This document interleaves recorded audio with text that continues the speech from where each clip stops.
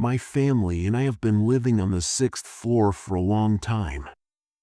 The apartment next to ours is rented out by a nasty woman, but the issue is that she tends to rent it to troublemakers. I apologize for any grammatical errors. I'm a girl and English isn't my first language, but I'm talking about serious issues like drug dealers and domestic abuse. This occurred a few years ago when I was around 14 or 15 years old. A couple between the ages of 35 and 40 had recently moved in with their young daughter, who appeared to be around 6 years old. The wife introduced herself, and at first, they were friendly and kept to themselves, which was fine with us. However, a few weeks later, things became problematic when they started playing loud music day and night. We could hear the husband shouting, but it always seemed to be him.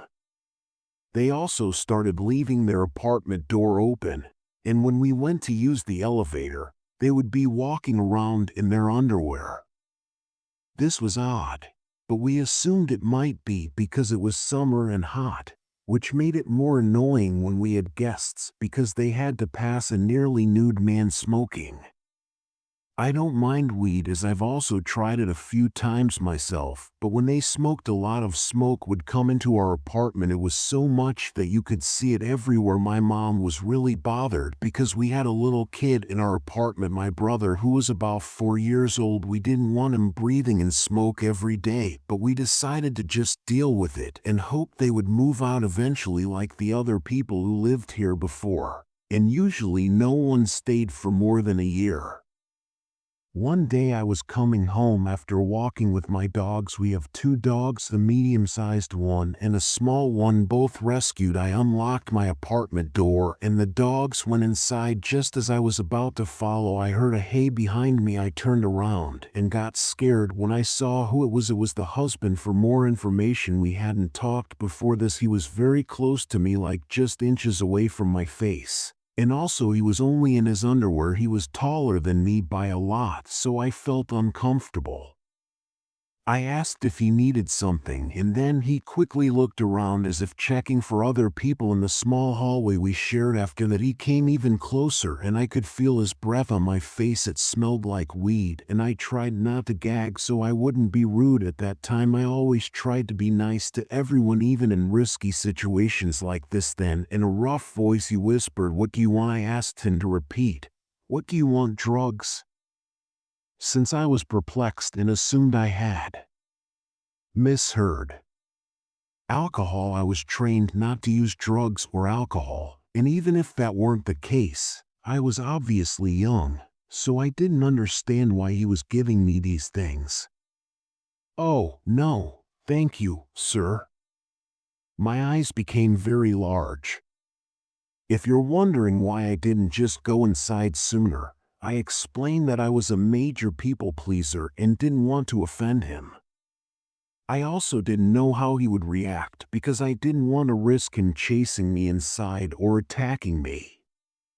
I had hoped that by being polite, this interaction would be over and I could go inside.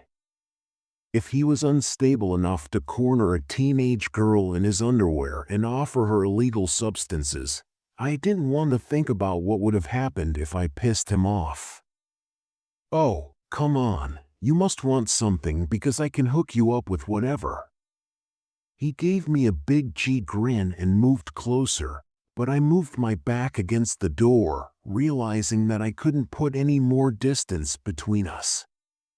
I laughed nervously. "No thanks, my mom wouldn't like me having that." He tilted his head, still grinning. "Is she home now?" I replied, "No, she was at work." Well, silly me, she was at work, so she didn't need to know. A man standing over me and trapping me made me feel nervous because I've had issues with men being mean to me in the past. I thought I might throw up, and I started to shake.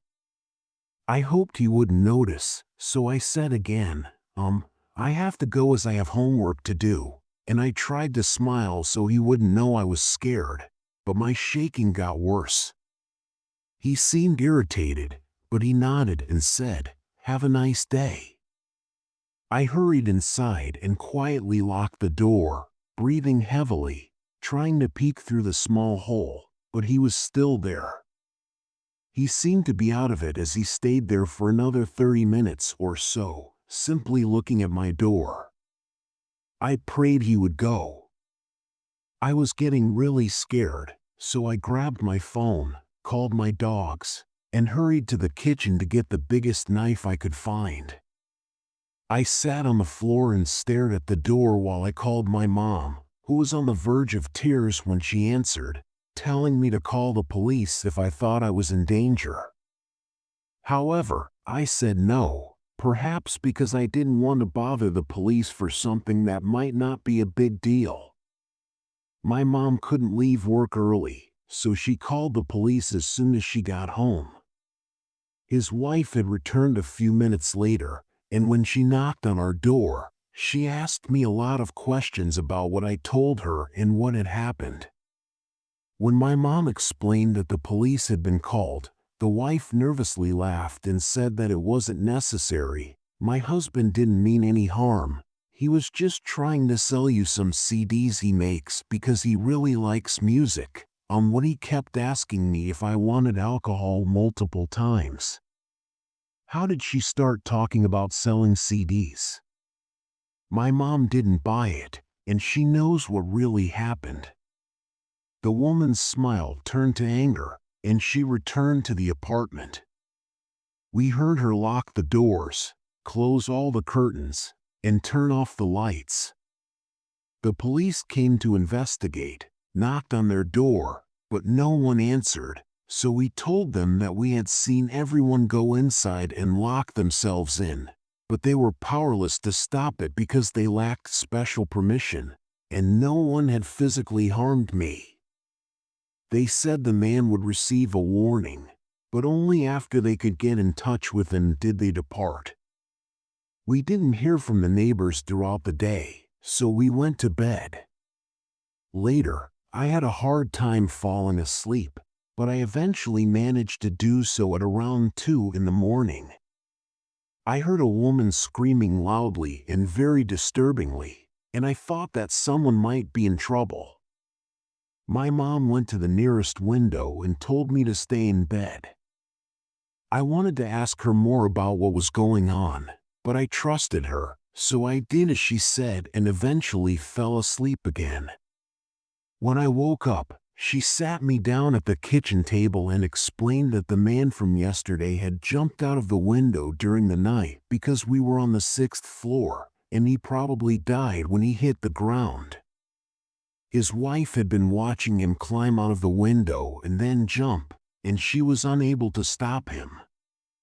I felt terrible. I was at home with my little brother because he was sick, and I wasn't going to school because I was too upset. A few days later, when my mom left for work, there was a knock at the door.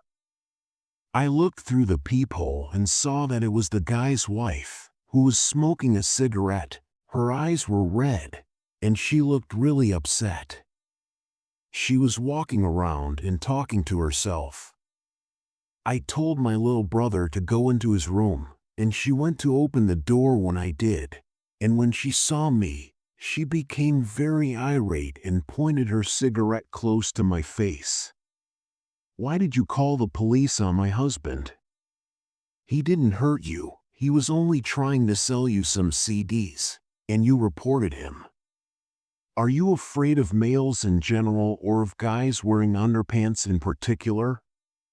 I couldn't believe what she was saying. If it had been me today, I would have told her to leave and closed the door in her face, but I was too young and naive at the time, so I chose to apologize and express my sincere hope that she would forgive me for her husband. "You little fragment of __, you are solely to blame for killing my husband, and I hope that you, your mother, and your brother all suffer from illnesses and die away. Since I've been talking to someone about my feelings and taking medication for the past year or two, I can say that I'm in a better place now. I looked down at the ground without saying anything, still certain that it was my fault that she kept saying hurtful things, but eventually she left. I went back inside, locked the doors, and cried for about 30 minutes. My younger brother kept asking what was wrong, but I didn't tell him.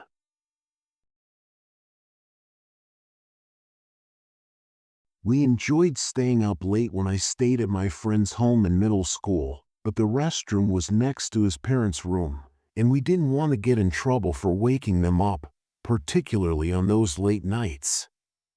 The call of nature, so to avoid any problems we came up with a plan. Instead of using the bathroom, we quietly sneaked out through the basement door and went into the woods to take care of business. The door was almost always open because we sometimes forgot our keys and got locked out. It happened a lot since we often went out to do things in the woods. On this night, my friend's older brother was around and he kept barging in through the basement door, making the situation even more chaotic. So we came up with a plan to try and stop my friend's brother from constantly barging in. We decided to lock the door even though we knew it wouldn't really keep him out. The idea was that he'd have to use the key and maybe that would take away some of the fun for him. But around midnight we heard the door handle jiggling. At first I didn't think much of it, assuming it was just his brother messing around. Then after about 5 minutes of the handle being jiggled on and off, we got a bit frustrated. That's when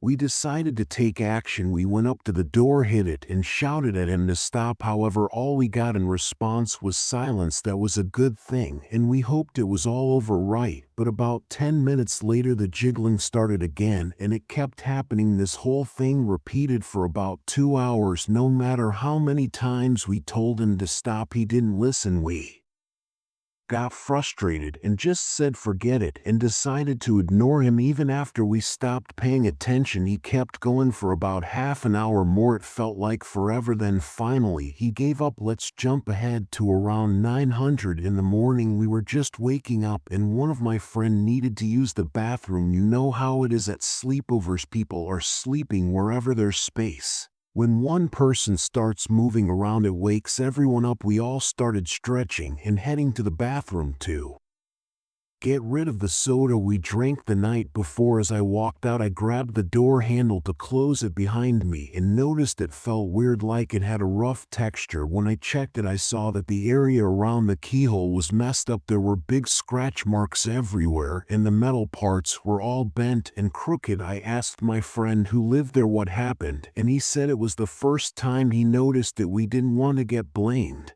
for what his brother did, so we went upstairs and explained everything to his parents. When his dad went downstairs to see what we were talking about, his face went all pale and he hurried back upstairs to call the police. It turned out that someone had been trying to force the lock open while we were all in the house. It was pretty scary to think that someone had been trying to get in while we were sleeping. This happened to me more than once on different occasions. What made me really scared this time was that the person knew we were in the house, and we knew someone was trying to break in, but he still kept trying to force his way inside, and it was pretty disturbing. I have no idea what kind of person he was or what he had in mind for us that night.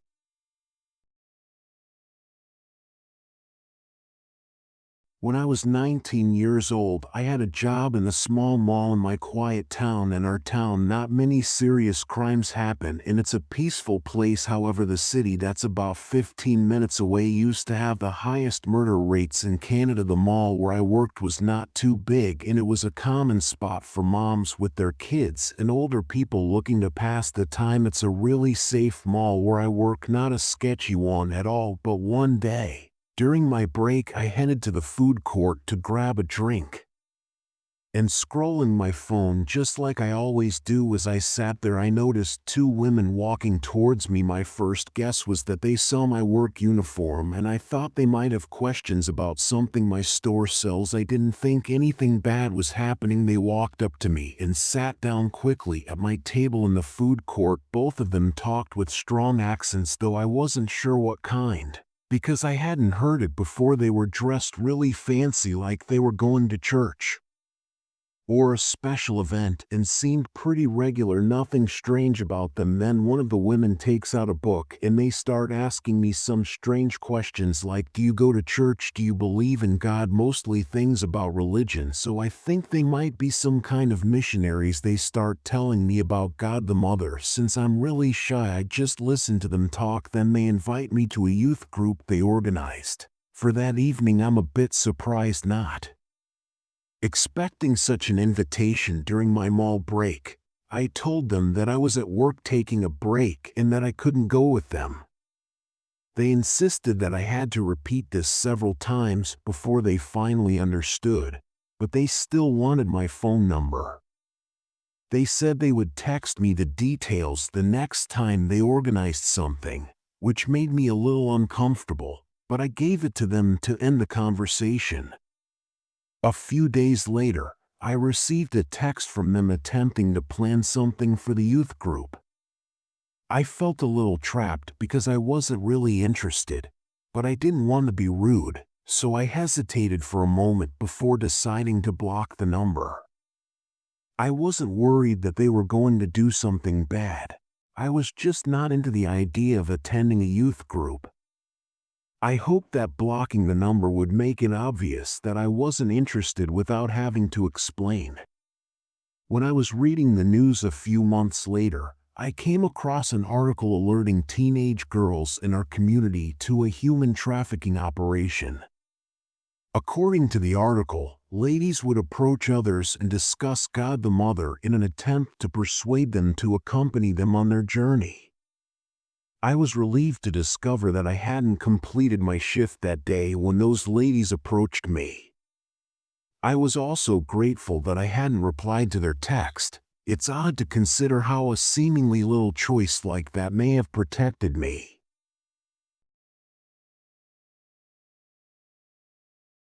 One of my best friends and I shared an apartment a few years ago when I was 25. Unfortunately, our friendship began to wane because she didn't visit often, but on this particular night, she chose to stay over and go to bed early because I frequently stayed up late at work. At that time, my routine consisted of watching YouTube videos and unwinding, so this night was fairly normal, but something strange happened. My neighbors actually tried to kidnap me. Let me tell you a little bit more about my residence and my neighbors. Our house had 3 bedrooms, and the kitchen faced a young couple who lived in a smaller mill house. They kept knocking on our door and asking for strange things.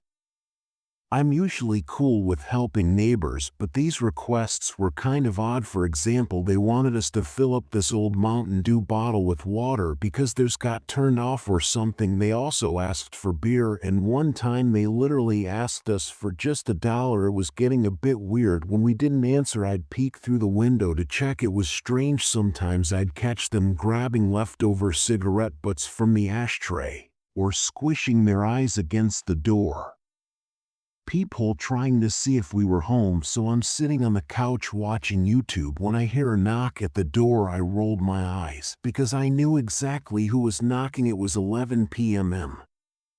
And when I checked through the little door window there, he was the boyfriend on my porch. Normally I'd just ignore it and go on with my night, but this time he looked kind of troubled, so I decided to open the door and see what was up. Hey, I just wanted to ask if you could do me a favor. I got a ring here in my pocket for my girlfriend, and I need someone to record the moment. Can you follow me to my backyard and film it for me? He nervously asked. It was unexpected. I was pretty confused, but really wanted to find out what was happening. I congratulated him and told him I'd join in a moment. I just needed to put on my shoes. Once I closed and locked the door, I rushed to the back room with a view of their backyard. Peeking through the blinds, I expected to see some decorations or a setup, but it was totally dark, no signs of anything. It felt odd.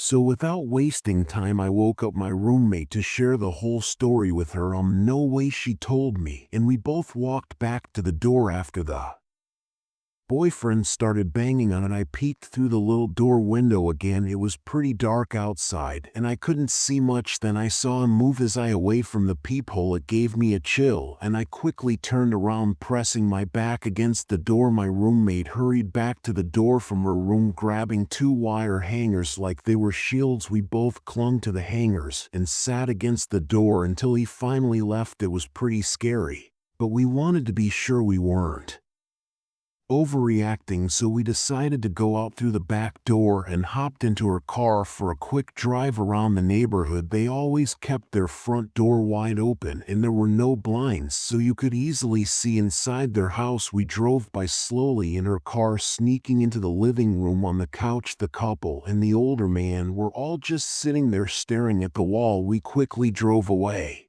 and decided to stay at a friend's house that night. After that, I stopped answering the door for them, but one day when I came home from work, I noticed an older lady parked in their driveway. As I got out of my car, she walked up to me and asked if I knew where the neighbors were. I explained that I hadn't seen them in quite a while. Then I asked her who she was, and she informed me that she was the owner of the house. She told me they hadn't paid rent for months, and it led to her having to evict them. When she went inside the house, it was a disaster. Needles scattered, garbage all over walls, with holes and even a mess on the floor. I expressed my sympathy for what she had to deal with and mentioned that I was glad they were finally out, but thinking about the condition of their house, I felt a sense of relief that I hadn't followed him to the backyard, and who knows what he might have had planned that night.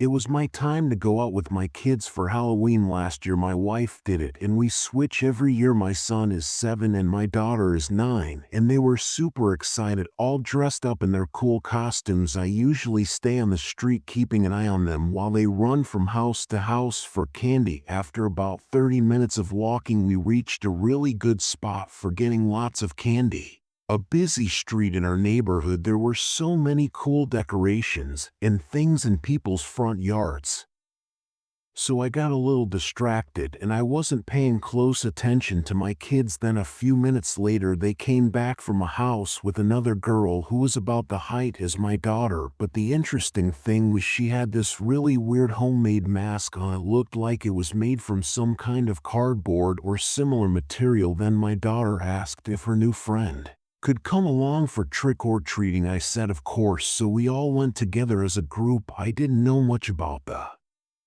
girl, but I guessed she might be a friend from school or somewhere. As we walked, I noticed a really tall man following us. He was big, and I started to feel a bit uneasy. I couldn't figure out if he was just enjoying the decorations too, or if something else was going on. He had this mask that looked like an angry cat, which kind of gave me the shivers. Then I thought he might be the girl's dad, so I tried to start a little conversation with him. I said something like, nice weather, huh?" But he didn't reply. He just stood there staring at me with that creepy cat mask while our kids went up the stairs to the next house. I tried to brush it off, thinking maybe he's just not a talkative person. I asked again, saying, "Hey, is that your daughter?" He just nodded, but he still didn't say anything. I thought maybe he's just not into talking, so I stopped trying to chat with him. We kept going for about 15 more minutes, going to different houses and collecting more candy. Then my kids came up to me and said they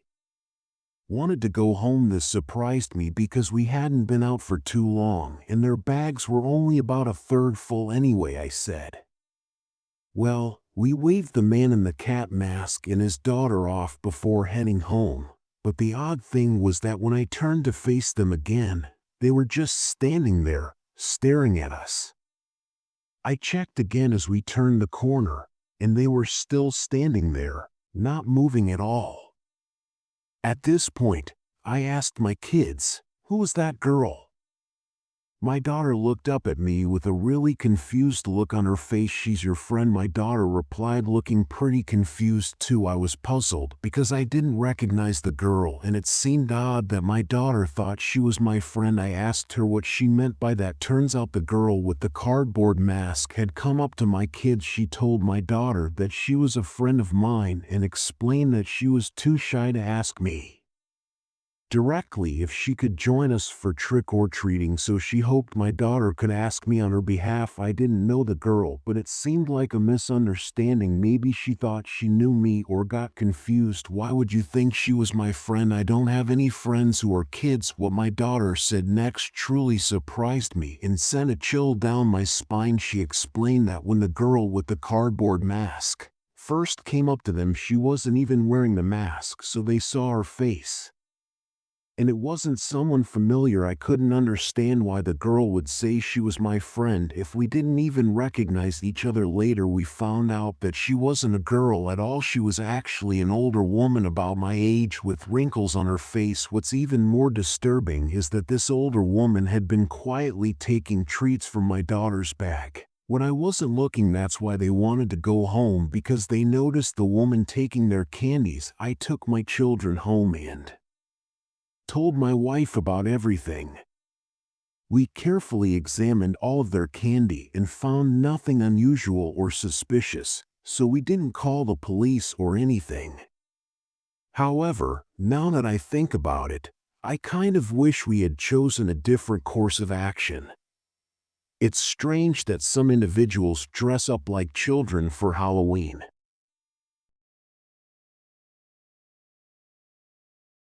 I'm a 22-year-old French student who is now studying in Amsterdam for my master's degree. I live on my own in an apartment within a student-only building. The neighborhood is calm and nice, with the occasional sounds of trams passing by or the distant noise of parties in other student buildings. But one night, it was around 10 o'clock, when I heard a knock on my apartment door. I live on the 3rd floor, and to reach my front door you have to use a key to open the main entrance, and then another key to open the door to my hallway. This means that only people with a key can come in. If someone wants to visit, they can give me a call or ring my doorbell, and I'll open the door for them. It adds an extra layer of security to our building, ensuring that only authorized people can access our floors on a regular day. When I heard someone knocking on my door, I usually open the door without much thought, whether it's my landlord checking in or a neighbor asking for something. As I've mentioned, I generally feel safe in my building and I can take care of myself if needed, but this time, for some reason, I had an uneasy feeling. It's not that I felt an immediate danger, but something felt off. At first I didn't do anything, as I figured the person would go away. I had just finished my assignment and wanted some peace, but the knocking didn't stop. I stayed put, thinking they'd leave soon and I could finally relax after my hard work. However, the knocking continued for a good 30 seconds, so I decided to speak up and said hello. The voice responded in English, stating that it was Uber Eats. This seemed odd because most people here speak Dutch, and I recognized the voices of the people who live on my floor. But the person claiming to be from Uber Eats wasn't my landlord or neighbor, and I didn't place any orders there that day. It made me feel a bit confused. Also, the voice sounded strange, like maybe someone playing a prank or a neighbor trying to trick me. It was a deep voice, maybe around 40 years old, and definitely sounded like a person who smokes a lot. I said I didn't order anything, you might have the wrong address. But a few seconds later the knocking kept going, and the same voice said, I'm pretty sure you did. I have an order under your name now. That made me panic. I looked around and grabbed a baseball bat just in case he tried to break the door. Because the knocking was getting louder and stronger, I checked if the door was locked, and to my horror it wasn't. I was only 10 centimeters away from him, and my front door was the only thing keeping him from coming in. But luckily the door didn't open from the outside without a key, even though it wasn't locked. So I took a step back and asked again, what's the name? He seemed to be thinking for a few seconds, and then there was another loud knock. It felt like he was really angry and frustrated. Then, after a few minutes, he gave up and went down the emergency stairs next to my apartment. The steps were really loud, and it seemed like the person was in a big hurry. I wasn't sure what he wanted or what might happen if I opened the door. I still don't get how he got through the first 2 doors. Then I thought if he tried knocking on other doors before mine, so I shared the incident on our building's WhatsApp group, asking if anyone else had seen something unusual. It turns out Nobody witnessed anything suspicious and no one had opened the door for anyone else, but I'm fortunate that my instincts kicked in warning me not to open the door.